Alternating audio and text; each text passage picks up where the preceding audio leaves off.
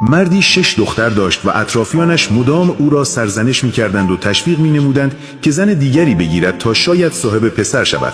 در همین زمان همسرش برای 7مین بار باردار بود. شب قبل از رفتن به سونوگرافی زن به شوهرش گفت ان شاءالله خدا یک فرزند سالم به ما بدهد، اما مرد با لحنی سرد و بی‌رحم پاسخ داد از خدا بخواه پسر باشد و یعنی طلاقت می‌دهم. بعد هم بی‌اعتنایی به دل شکسته همسرش به خواب رفت. زن شب را با اشک و نماز گذراند. از خدا خواست که دل شوهرش نرم شود.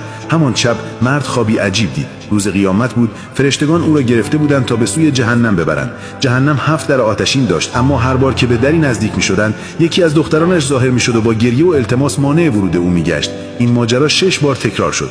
وقتی به در 7م رسیدند دیگر هیچ کس نبود. مرد با وحشت و ترس فراوان از خواب پرید. چشمش به همسرش افتاد که هنوز بیدار بود و در دل شب با اشک دعا می‌کرد. او به کنار همسرش رفت، با چشمانی اشک‌آلود گفت خدایا دختر 7مم را هم به من ببخش. اگه خوشت اومد بنویس خدایا راضیم به رضای تو.